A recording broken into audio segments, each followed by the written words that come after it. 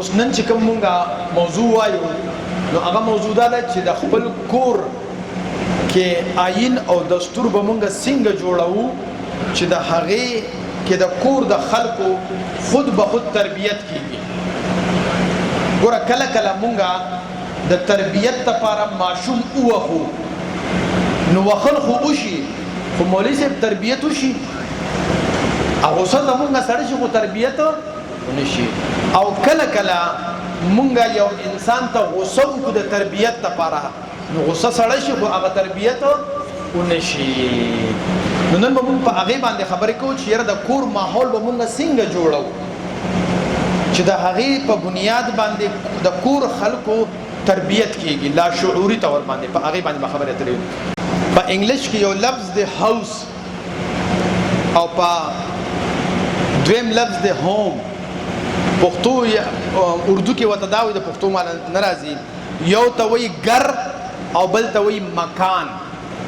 هاوس دا چې کوم څیز نه جوړ شوی دی نو د دې ساخت ته مونږ هاوس وایو او هغې کې د اوسېدو او تعلقات یو بل سره مینه محبت او احترام چې پکې وي نو هغه هاوس نه بیا هوم جوړ شي کور ته جوړ شي. نو د خټو لټو جوړ شوي سیس ته مونږ مکان ویلی شو خو کور ورته نشو ویلی چې په هغې کې کم خلک اوسیږي او یو بل سره احترام مینه او محبت ساتي نو دا بیا الګ کور شي. او چې هغه پکې نه وي نو دا کور نه دی دا مکان دی. اوس تاسو پښتو ته راشئ دا هلک چې بالغ شي او شونډه یې شنه شي نو دا مور پلار وایي ویره د زوی له کور ودانه ومه نو کور خو یې ودان نه نو وله څه کوي. مطلب دا دی چې کور ودانې وله راولم هسې ده که نه.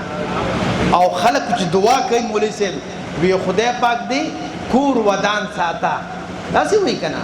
او چې خیرې کوي نو وی کور دی د میردین جومات نو اصل مطلب دی چې کور دی روان شه یعنی ښځه او بچي دي جدا شي دا خاندان دی ختم شي دا څیزونه دی.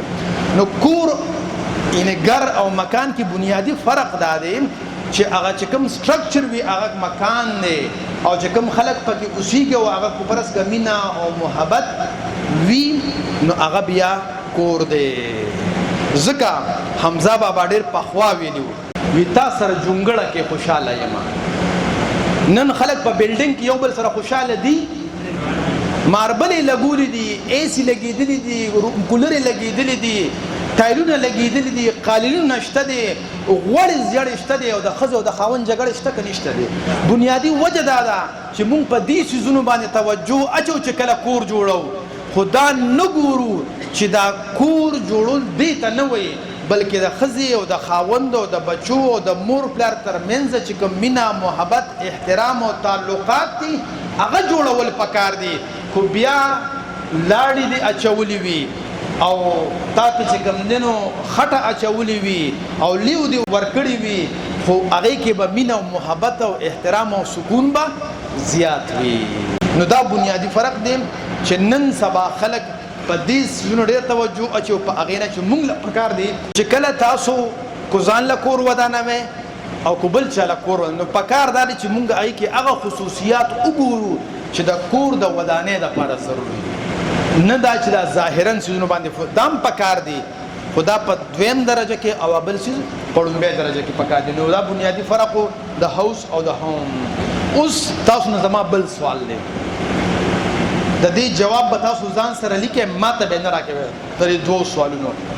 یو سوال مې تاسو نه دا دی چې آیا تر اوسه پورې تاسو په خپل کور کې دا کوشش کړی دی چې داسې ماحول جوړ کې چې هلته د ښځې د ماشومانو او د راتلونکي خلکو په خپله تربیت کیږي د وینا ضرورت نه پیښیږي. نو که تاسو داسې د کور کې د ماحول جوړولو کوشش کړی وي نو او ولیکئ او کو نه وي مو کړی نو مولوي صاحب په استغفار سره نه ولیکئ. صحیح ده که نه؟ سوال واضح شو.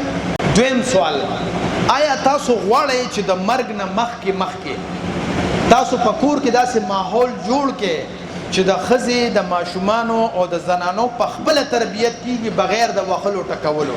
نو که غواړئ نو او ولیکئ او که نه غواړئ نو نه ولیکئ. صحیح دی.